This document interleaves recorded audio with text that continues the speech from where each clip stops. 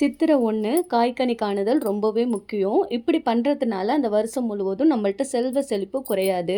ஒரு தாம்பூலத்தில் முக்கனியான வாழைப்பழம், மாம்பழம், பலாப்பழம் எடுத்துக்கங்க. எனக்கு பலாப்பழம் கிடைக்கல, அதனால ஆரஞ்சு பழம் எடுத்துக்கிட்டேன். பச்சரிசி கொட்டிட்டு அது மேலே 10 ரூபா காயின் வச்சுக்கோங்க. காமாட்சி விளக்கு ரெடி பண்ணி வச்சுக்கோங்க. நம்ம எழுந்ததும் விளக்கேற்றுற மாதிரி ஃபஸ்ட் நாளே ரெடி பண்ணிக்கோங்க. இன்னொரு தாம்பூலத்தில் மஞ்சள் குங்குமம் வச்சு வளையல், மகாலட்சுமி அம்சம் உள்ள கல் உப்பு, காயின்ஸ், பணம், தங்கம் இல்லைன்னா வெள்ளி இதெல்லாம் காலையில் எழுந்ததும் பார்க்குற மாதிரி ரெடி பண்ணிக்கோங்க. குபேரர், மகாலட்சுமி, விநாயகர் 3 சிலையில் ஏதாவது ஒன்று எடுத்து வச்சுக்கோங்க.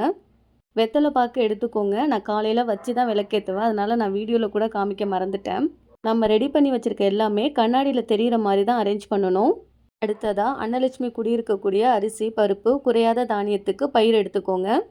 சித்திரை 1 அன்னைக்கு காலையில் எழுந்ததும் நம்ம அரேஞ்ச் பண்ணி வச்சுருக்க எல்லாத்தையும் பார்த்துட்டு விளக்கேற்றி சாமி கும்பிடணும். இதுதாங்க காய்கனி காணுதல். இந்த வீடியோ உங்களுக்கு பிடிச்சிருக்கு அப்படின்னா நம்ம சேனலை சப்ஸ்கிரைப் பண்ணி சப்போர்ட் பண்ணுங்கள்.